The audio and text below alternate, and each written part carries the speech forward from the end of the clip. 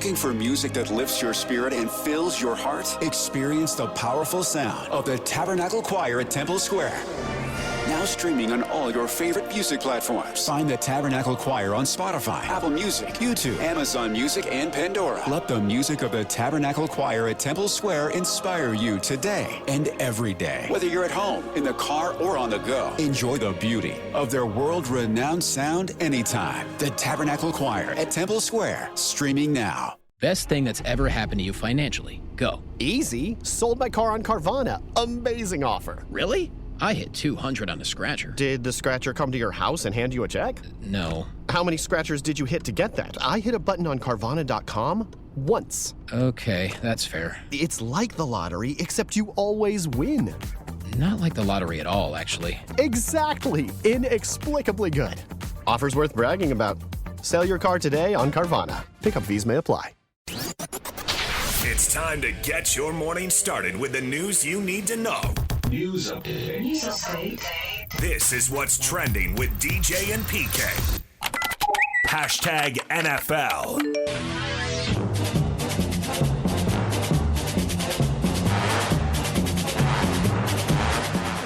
Well, we've got a slew of NFL games this week starting on Thursday as the preseason really gets underway. I know we had the Hall of Fame game, but now we got more than that. And Kyle Shanahan says he's planning to coach that preseason opener, which is Thursday, against the Tennessee Titans. Now the 49ers coach has been recovering from a severe concussion, among other things, stemming from a car accident.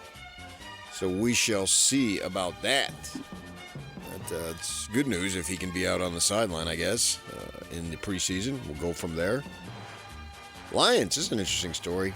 Teddy Bridgewater was going to be their backup, but he opted to retire again.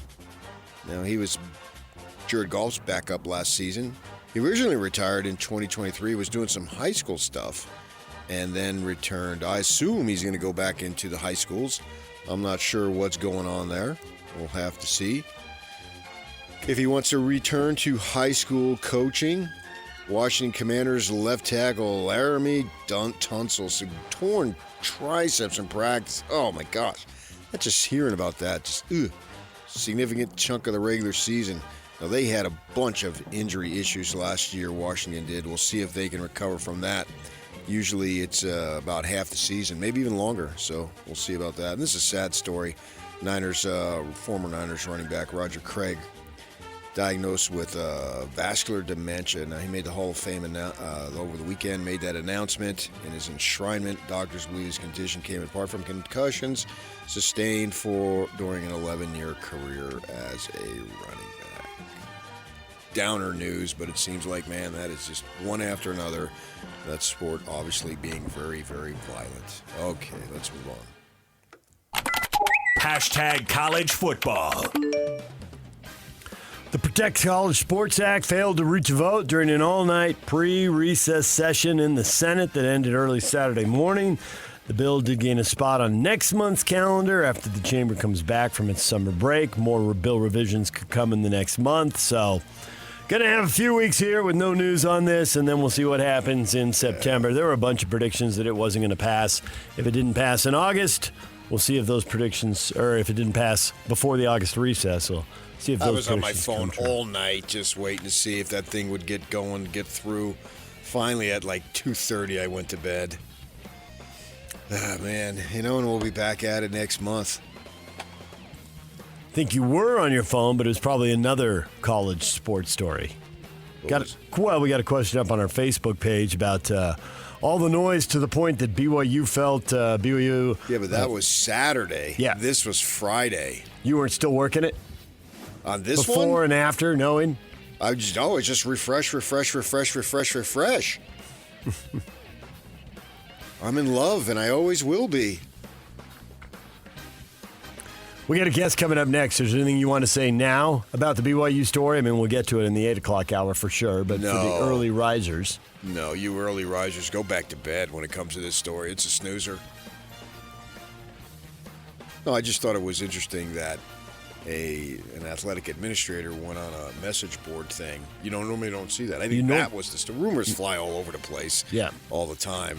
But someone thought it was serious enough to go on some form of a public forum, as I understand it. I didn't see the announcement, but some form Cougar Board to be able to refute that. Normally you don't see something like that. Or maybe they put out a statement. They don't go on a chat line or whatever they call them, message boards, I guess. So as far as that goes, I thought that was unusual. Maybe it's not. Maybe they do it all the time. Every school's got probably 2 or 3, right? Yes, I think they do it. I don't think they usually do it for stories of this stature. They don't do it for stories of this stature? Exactly. What do they do?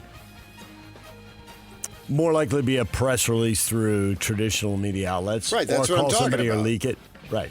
I mean, they'll take stuff to social media, but not stuff that has this kind of weight. You know, about an athletic We don't director's address a employment rumor. status. And you're right about that, too, yeah. That's Addressing what rumor. caught my eye, is that you address a rumor. But they felt the need. I'm not criticizing it. I don't care. But it just is unusual to me. I think. I mean, I'm not perusing every school's message boards. To see what rumors are addressing. But you're Yeah. right. I would think it'd be rare.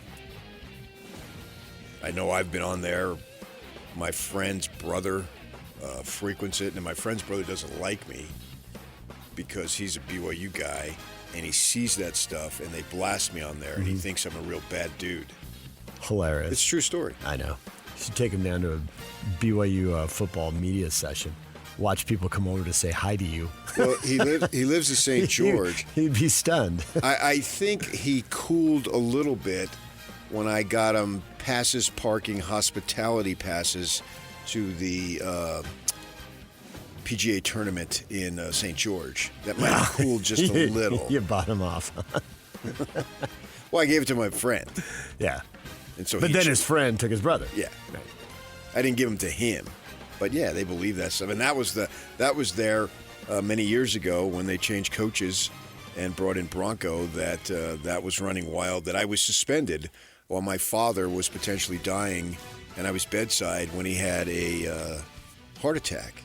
To one in which Tom Homo was in regular contact with me as I was at my bedside, the bedside of my father. Now, fortunately, he did live another 10 years. DJ and PK. Hashtag NBA. Don Nelson, second winningest coach in NBA history, passing away at the age of 86. His family made the announcement over the weekend. He won 5 NBA titles as a player with the Celtics, Hall of Fame inductee, had a long and illustrious coaching career after he was done playing. There's a million stories about Don Nelson, PK. I heard a lot of them because Majerus was tight with him with that Milwaukee connection, where Majerus grew up in that area, in that state, obviously, and he used to refer to him a lot. Yeah. Nelson coached the Bucks. Yeah. Late 70s, most of the 80s. Yeah. And he was an innovator, obviously. He was an innovator. He was a character. He maintained his character even in retirement, talking about how he was just blowing weed in Maui all the time. I mean, I like the Maui thing. I don't know about the smoking pot, but his card games, I think Sports Illustrated did a big, when it was a legitimate publication, did a big story on it with those guys going out there, Willie Nelson and a bunch of famous actors doing that thing. Was a pretty good player.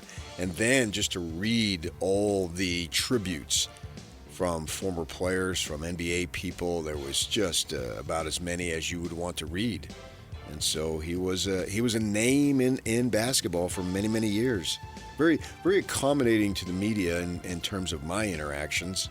I don't know if that was widespread. His son Donnie, same thing, very accommodating. Had an opportunity to Delta Center one year to sit down with him, and when the foreigner guys were starting to come in, and Nowitzki had already made his mark, and Donnie, who was noted for foreign guys being able to study them and all that stuff, was talking about how we're going to see. He was projecting what we're going to see in the next 15 years or so, and he was right, talking about how they were going to be so influential and consequential in the league, and they were at the forefront of that, he and his father, Don.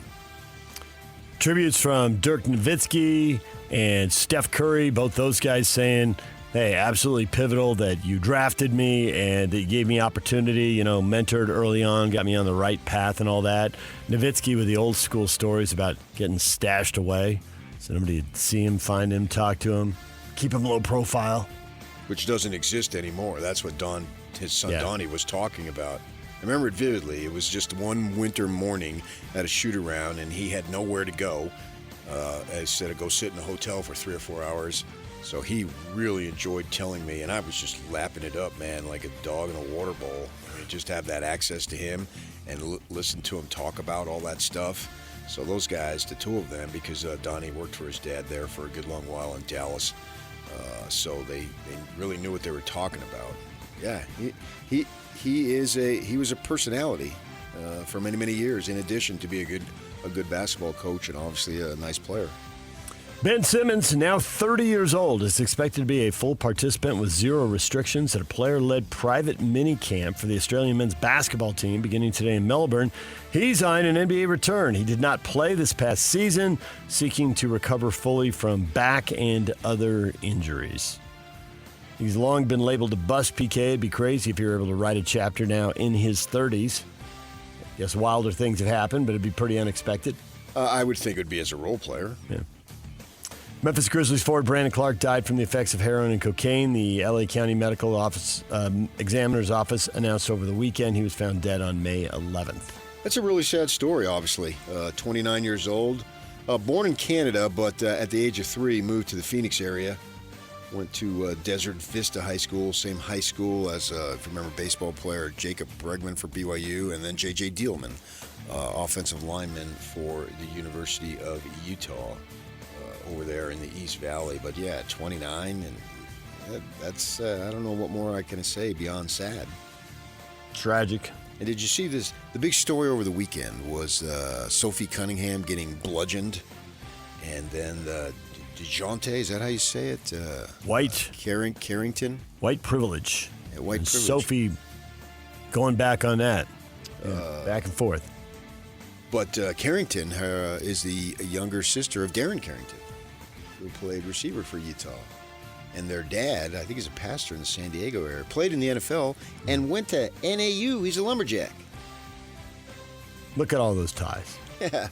Well, it's cool anytime a kid from NAU gets to play in the whatever professional, in this case the NFL. And Darren Carrington was a nice story because he had the, I think it was a DUI at Oregon, and came to Utah and was humbled by that opportunity. Talked to him many times and had a nice little run for the Utes. But that's his younger sister, for those who didn't know, because it was a big story over the weekend, obviously, as the WNBA continues to amaze for all sorts of reasons.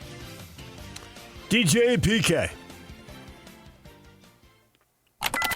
Hashtag Major League Baseball. And a swing and a high drive deep right field. The floodgates are open. That is way up into the second deck. Kyle Schwarber with his second home run of the day. His 35th on the season.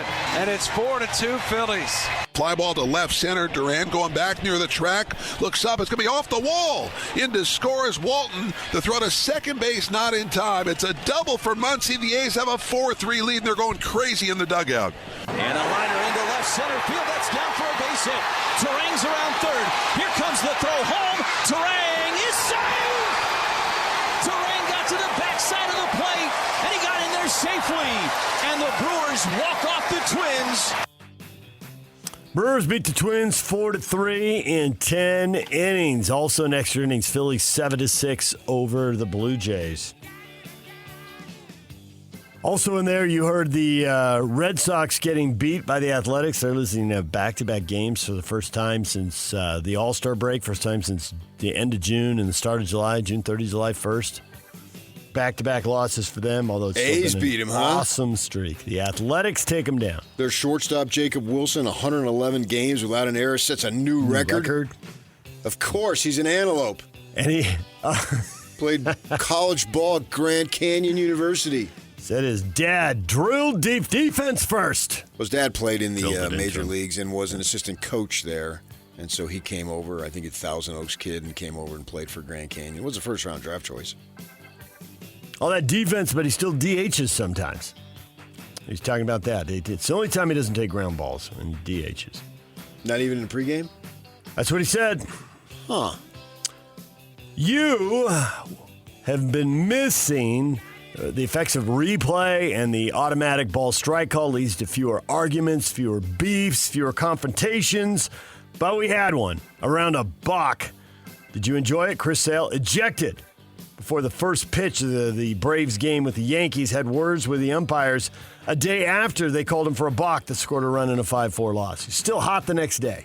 Yeah, it was a significant run in that situation. Yeah. The balk is the most misunderstood rule, and we could arguably be the most controversial one, because usually when they balk, it's not something that's obvious. And then the umpire has to make a spectacle of it.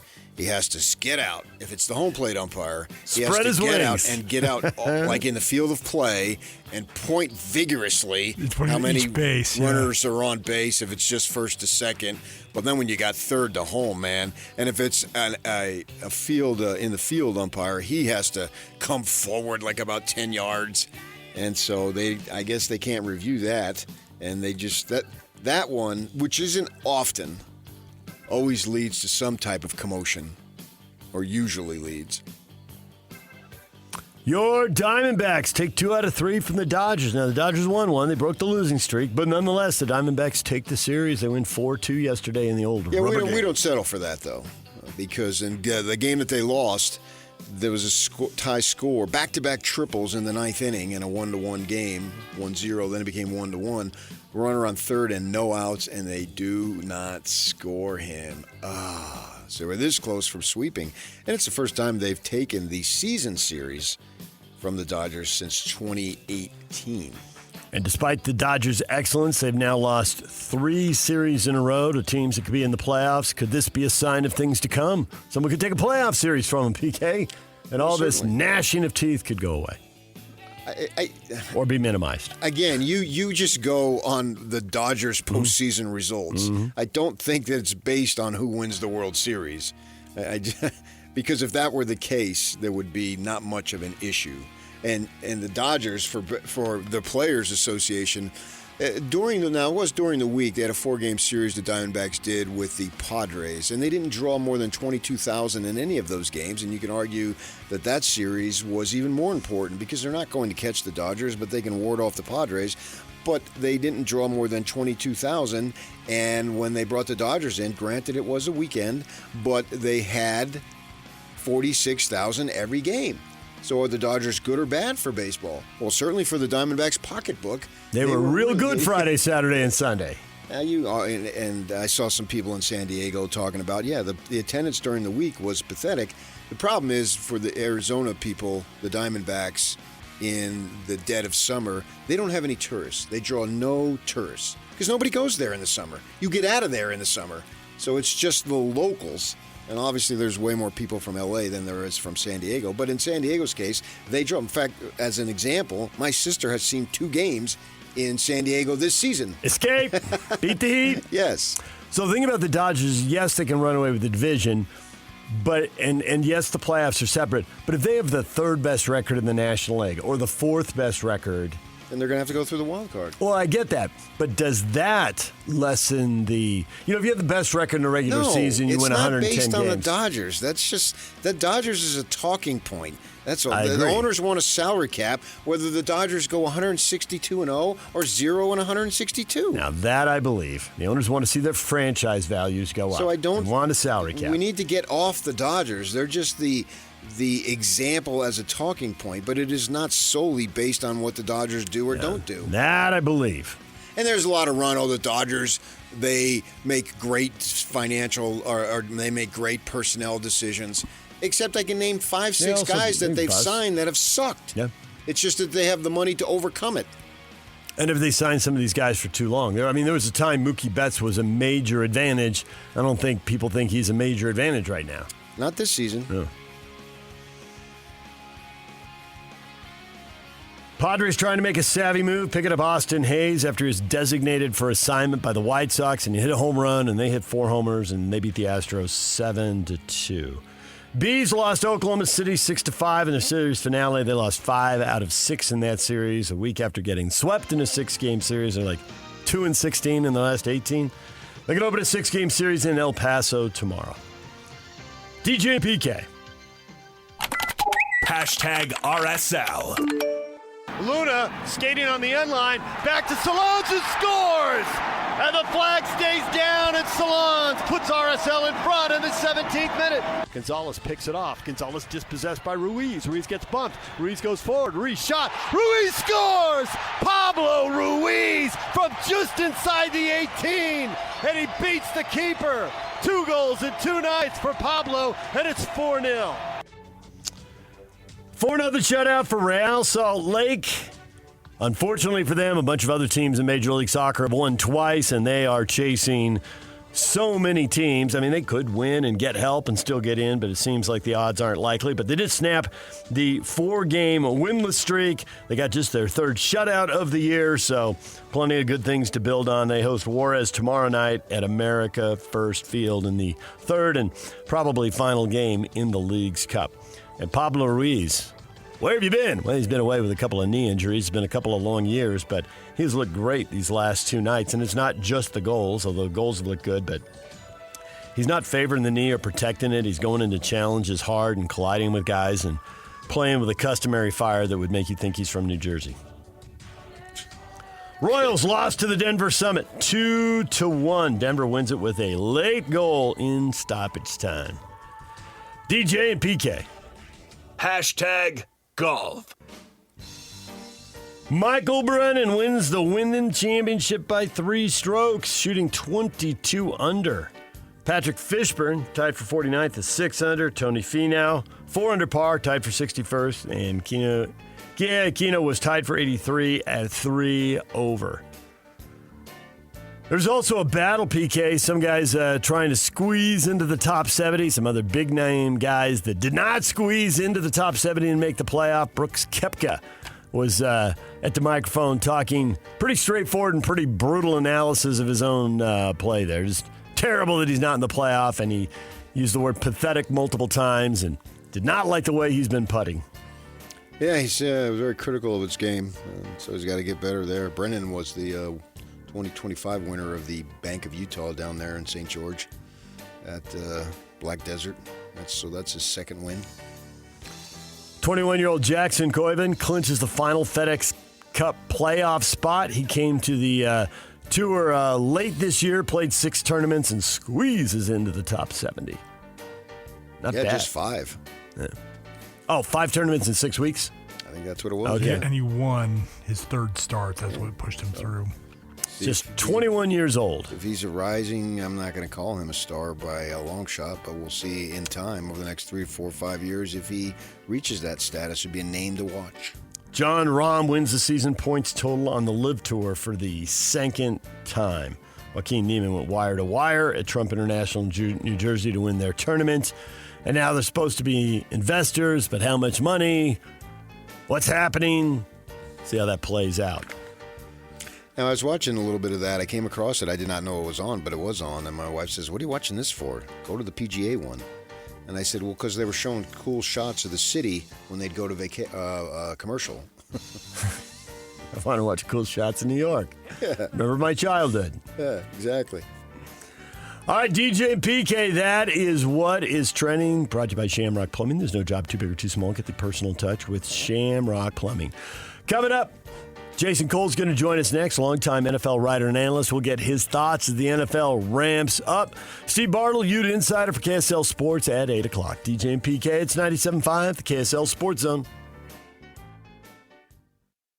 3, 2, 1. This is Scotty G and Coach Tim LeCoe. For Utah, it's offense and maybe defensive line, but primarily the offensive line. And so I'm like, okay, maybe I got to dig a little deeper here. But honestly, the more I kept looking at it, the more I kept thinking, it really comes down to those two position groups. Can Utah have offensive linemen that can step up? You know, I think the big question mark outside of the offensive line for Utah nationally is Morgan Scalley. Yeah. But, nobody even talks about that around here because I think everybody has a real real comfort factor with the way things looked in that bowl game, honestly. But the bottom line was they were sharp. They took advantage of opportunity more so than maybe a Whittingham team would. It felt like the guys were loose and ready to ball. That's like a sign. And then you hear all the stuff from the guys, how happy they are. Catch Scotty G and Coach weekdays from 10 to 2.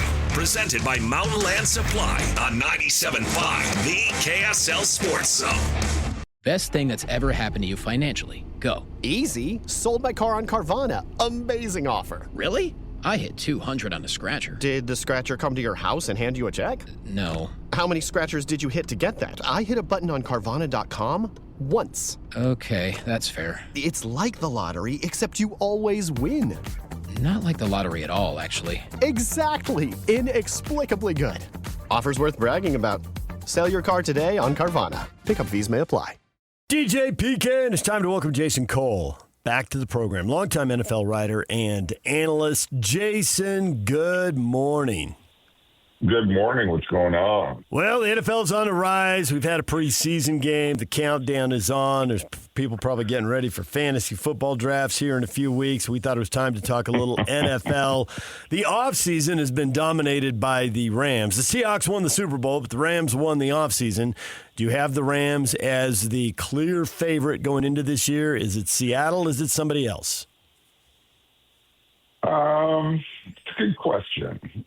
And I would say that the Rams are the most desperate team because they know this is Stafford's last year, probably McVay's last year.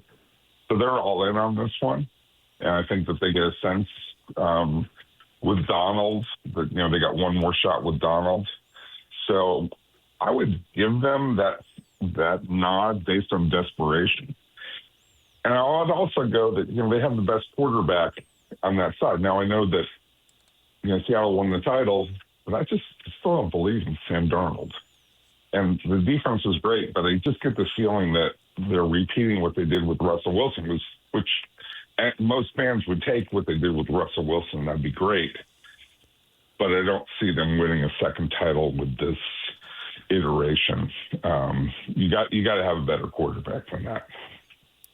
Speaking of quarterbacks, where do you stand on rookies playing the first year? Obviously with the Raiders, Mendoza, and they got Cousins over there. So some have had success, some haven't. What do you think? I think it sort of depends on do you actually have a plan on when you're going to get him on the field? So with Mendoza, I sort of understand not starting him right away. But when do you plan to get him on the field? Because it should be sooner than later with a guy who's this mature, this knowledgeable, this much experience, having played essentially 5 years of college football, being a slightly older guy. So it slightly surprises me. But both sides have worked. I mean, like Mahomes sat for a year, right? Yeah. Didn't play the first year. He's great. Carson Palmer had a great career. He didn't play his first year. So there's something to it. There's also, here's a really important part. Can you actually protect your guy? And again, there are some guys out there, and I know Pete Priskin used to argue about this all the time. He'd say, guys are experienced in college. They know what they're doing. Just get them out there and play. And he really believes in that. Well, okay, what happened with David Carr? Yeah. You got him out there. You couldn't protect him. He became a shell of himself, and that's the number one overall pick that, had a very disappointing career. So I'm iffy on it. I think I leave it to the judgment of football people. But I also always ask, what is the plan here to get him on the field? And it should be sooner than later in this era, but maybe not right away. In the NFL, we see teams go from worst to first and put together tremendous turnarounds. The Bears went from fourth in the NFC North to first. They're plus 5 or 6 wins last year. That was great. Now, there are a couple teams that went from third place to first. Jacksonville was like plus 9 wins. New England improved 10 wins over the prior year. Who do you think will do it this year? Who will be that team? And if I said it's going to be the Giants, do you think I'm crazy?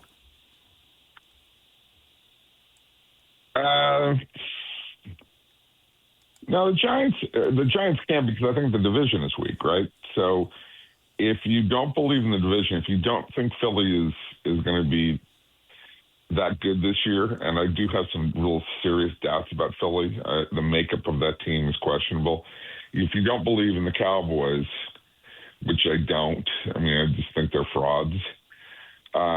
If you don't really truly believe in Washington, but I would say you're picking a couple of good candidates, or we have sort of arrived at it between the Giants and Washington that could really step up. Now, Washington wasn't that bad last year. The Giants were, so there's more room for improvement there. The Dolphins aren't going anywhere. Minnesota, I'm kind of curious about. Can they do sort of do a little bit of a rebound? They're getting Kyler Murray. Again, I don't believe in Kyler Murray long term. I don't think that's a solution. But you kind of wonder, is that a team that can rebound a little bit? The Raiders would be fun to pick, but they're not going anywhere in that division. I mean, it's just that division is too top heavy. And obviously, like a team, you would say a team like Arizona, they're not going anywhere, despite the fact that they got a good rookie running back who can sort of stabilize that team. But that division is just too top heavy. So I think you settled in on the Giants is a pretty good target. Now, you mentioned that Cardinals running back, and what was he taking, third? And I think the year before, Genti out of Boise State was a high pick. It seemed like for a while there that the NFL teams had shied away from running backs that high, and now we've got two pretty high back-to-back, obviously. Is that something that you see going forward, or that we can find one later? I think that most of the time you're still going to try and find one later because the value there's not a lot of market value in taking a running back in the first round unless you know you're going to absolutely play him right away and you have no answer there, right? Or if you happen to think that he's truly special. And I think the case of Genti, I think he's going to be special despite the fact that he struggled a little bit his rookie year. I think Love, good player. I'm not sure he's a great player. I think that this was a really weak draft, and that's why that forced the running back up. But I will say, like in an overall sense, football goes through these iterations. Everybody plays wide open for a while, so what do defenses have to do? Defenses have to get quick and small and be able to cover because everybody goes wide open. Well, as soon as the defenses are primarily quick and small and fast to cover wide open football, it's like, okay, now let's go back to playing power football, right? And let's play that iteration of football. And now if you're going to play power football, you better get an explosive running back who can take advantage of that. So that this is sort of the ebbs and flows of how football works. And I don't think that it ever really lasts anymore because people change their style of play so quickly because they're capable of changing their style of play so quickly. And the one thing I'll also add on top of this, and I really worry about this for football generally, in the case of the Texas linemen going back to college after trying to make it in the NFL, like there's going to be a lot of old guys playing offensive line in the college level until they figure out a way to change these rules, right? Well, if there's a bunch of old guys playing college football who can't make it in the NFL, who are the young guys who are going to develop in college who can play in the NFL, right? So the NFL pretty soon is going to have some serious offensive line issues, not having good enough players there. And I mean, we're talking by soon, I mean within the next 3 to 4 years, where you just don't have guys who can hold up.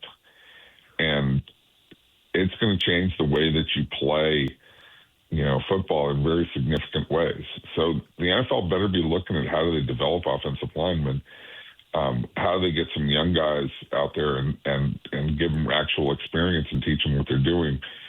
Until college football changes what their makeup is. And I'm not sure that college football has a real hope on how to change that unless the politicians get involved, and that's a mess. Kansas City Chiefs were the story for years. They either won the title or you had to beat them to win the title. They went 6-11 last year. Now, part of that is obviously Mahomes with the knee injury, and they lost their last 6 games. But nonetheless, they were 6-5 after 11 games. They weren't exactly dominating. How far back do they come? I can see them being in the mix for the playoffs. I can't see them being in the mix for the Super Bowl. It feels like they've missed on too many draft picks, and Mahomes is too expensive. Do you buy any or all of that? Oh, I don't believe it. Look, I don't believe the expense part. That's a really convenient argument for people. But even if the cap is $300 million, even if you're paying your quarterback $55 or $60 million, that leaves $240 million for the rest of your roster, right? And rookie salaries are pretty stagnant. So your rookies are only making about, total about $25-30 million. Your minimum salary guys are stagnant too. So there's a ton of cash left to pay guys. What the Chiefs have missed on is they haven't gotten any wide receivers. Xavier Worthy, has not panned out. He's not become what they want him to do. They want him to become another version of Tyreek Hill, and he's just not a very good football player. He doesn't know how to get open. He doesn't know how to go get the ball. He's not a very tough kid. Got Rashee Rice, who doesn't put a priority on playing football, and he's a good, solid football player. I think they overvalue him because they're so desperate. He's going to be a really good number 3, but he's not a great player, and he's not a great player who puts his total emphasis and total love into football. He's distracted by too many other stupid things. So who's the wide receiver on that team that you trust right now? I mean, Travis Kelce, tight end, still a nice player, but, he's showing his age. So they need more help from Mahomes. And I know they, going out and getting Kenneth Walker gives them a little bit more balance to their offense and gives them a guy who's a little more explosive than Pacheco. But I think he's only a little bit more explosive than Pacheco, not a lot. And so I just don't like where they're going offensively. I think that, if they get their injuries under control and everything else, they're back to a 9-10, maybe an 11-win team. And in the playoffs, the way you talk about it, but they don't have guys who scare the defense, other than Mahomes. And Mahomes dummied it 2 years ago, dummied it up really well until they got to the Super Bowl and they got overwhelmed by the Eagles. So I'm just really wondering, has the Hunt family sort of said, okay, we won our titles, we had our nice run, we're now just going to cash out and take the money and just have Mahomes and Reed, and they'll make it work somehow, and we'll be okay. Preseason football is upon us. We've had one game, and now it really ramps up here coming up in a few days. What's your assessment on if young guys, particularly rookies, shine? How much stock do you put into that?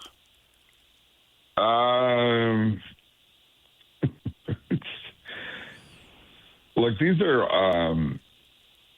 times when only the rookies play. When only rookies play, you see really vanilla football.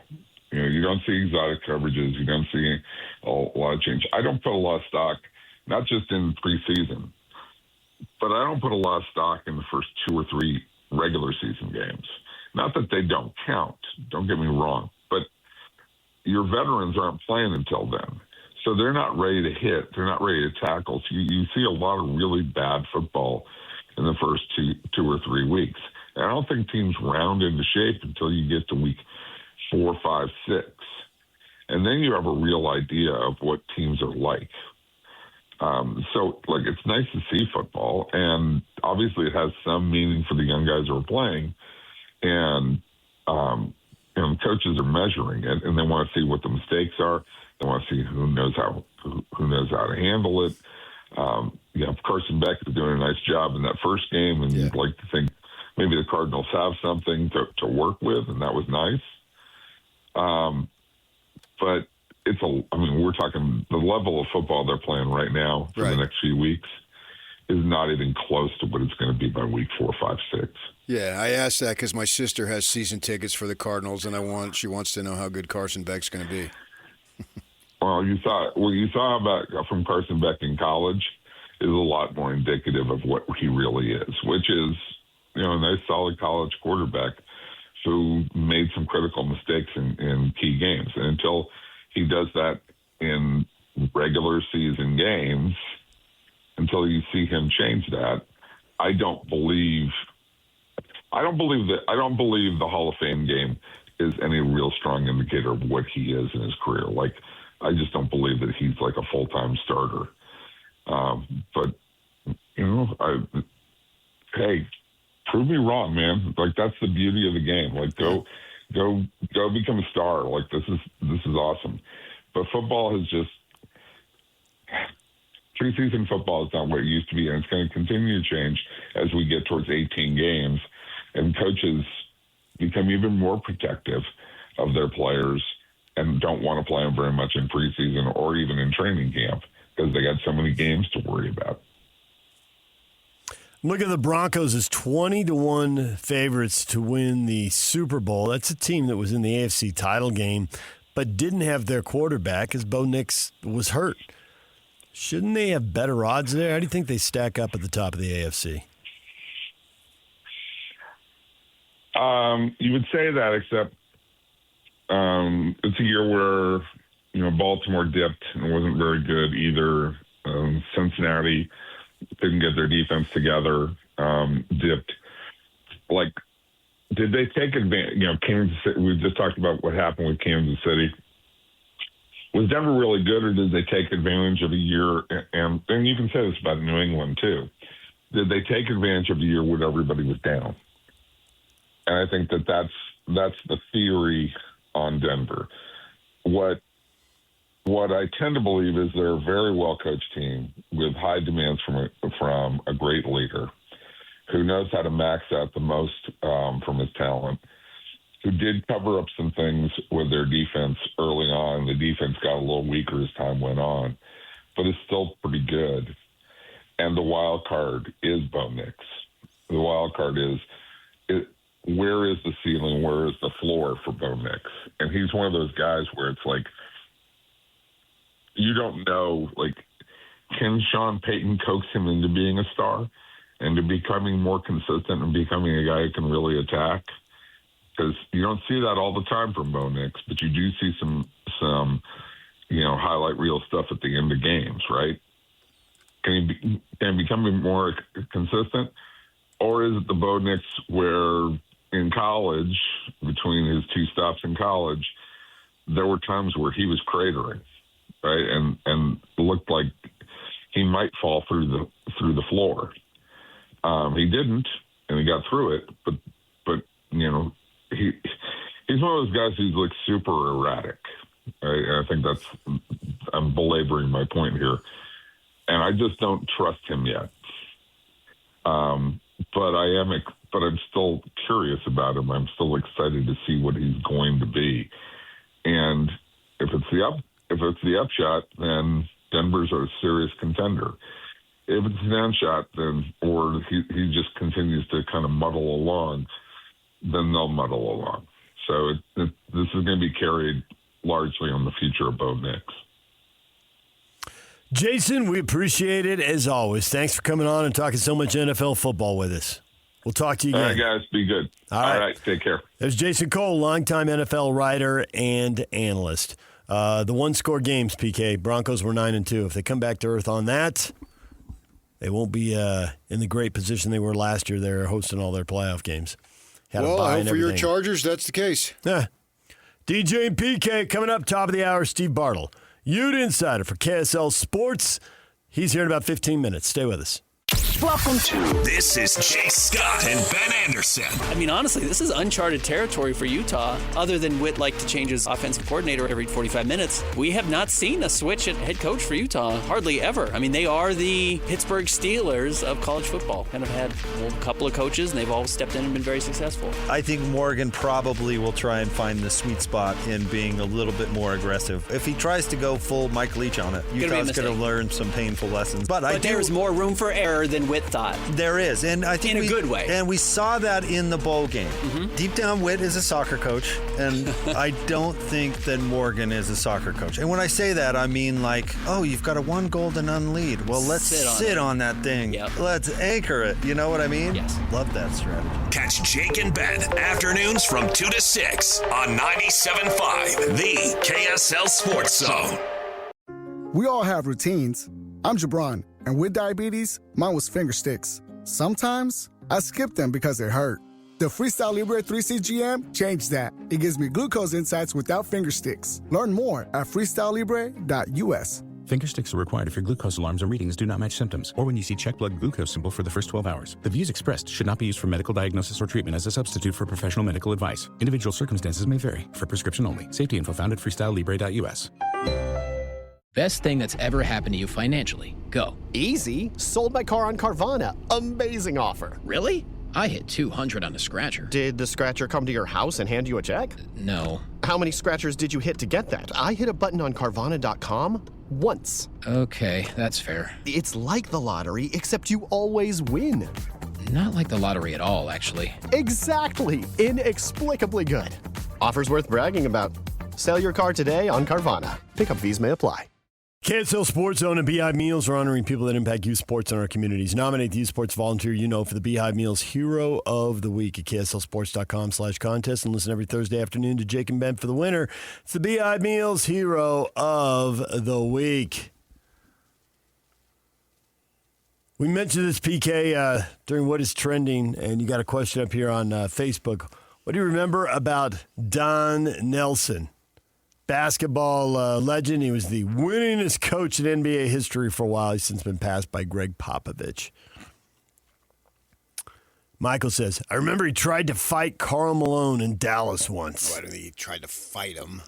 Chest bump, headbutt, forehead together, and then yell at each other. Because he was a character. That's what I'm talking about. He had a lot of personality in that way. He was an entertainer in his own way, in a manner that a lot of coaches are button up and all that stuff, and that wasn't his way. So yes, I don't think that Don Nelson was dumb enough to come to blows with Malone. He would have lost that. Don Nelson was a big man, but at the same time, Malone was in his prime and was chiseled. 25 still years. is. Generational age gap between them. Yeah, but they did go nose to nose, and that in a sense, that is nothing but entertainment. I was entertained by that. That's why I remember it. That's why he remembers it all these years later, right? Zachary says he always looked angry. He's the Mavericks and Warriors coach.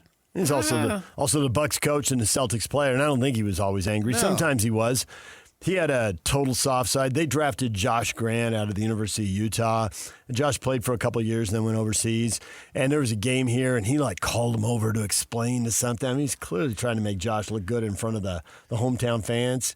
I mean, he's a human being. I don't think that he was Yeah. any more different or whatever, better or worse than anybody else. Nancy says he was coach. He had quiet toughness. I never thought him as particularly quiet. I'd have to say run-of-the-mill that way. But he would put himself out there. And he's like, in the Jerry Sloan manner, when he played, as you've brought up many times, the game wasn't as popular and you had to sell it.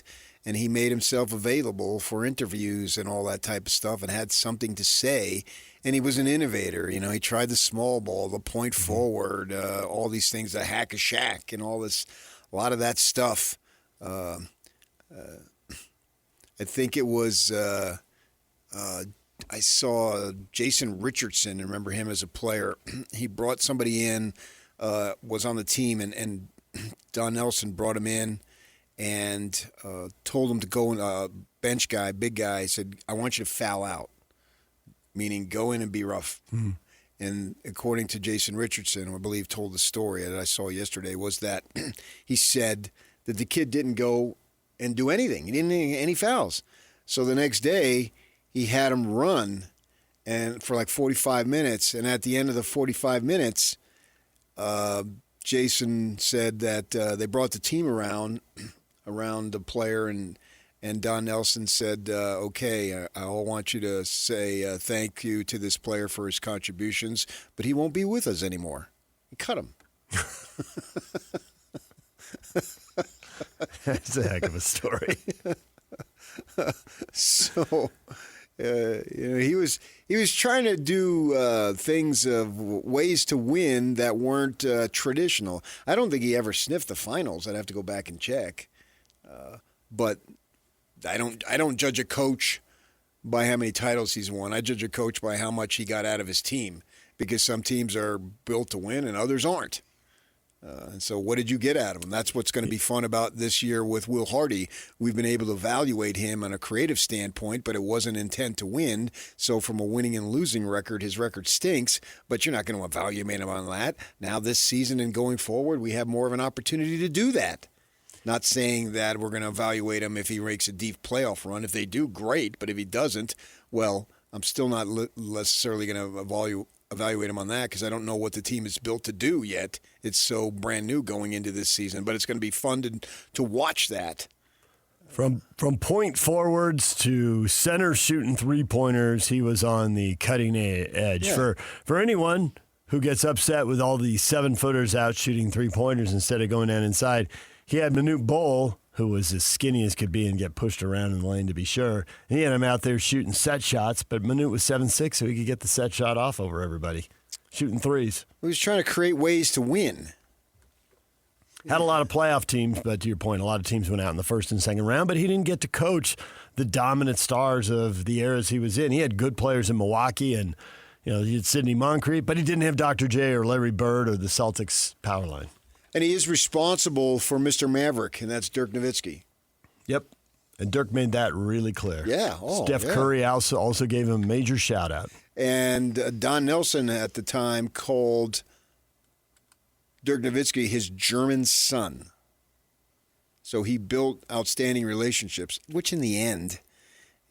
Probably more important than the winning and losing, right? Yeah, when you think about how it. you treat people and the relationships you build. And yeah, I know winning, in pro sports is such a big thing, and we make such a big deal about it, as we should.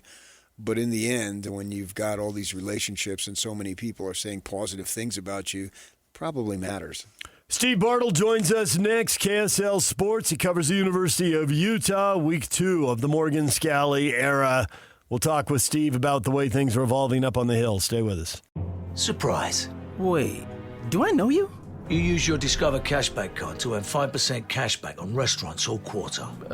Yeah. Now, it's payback time. Whoa, hold on. Go ahead. Oh, you mean my Discover cashback. I told you there'd be payback. You have a weird way of delivering good news.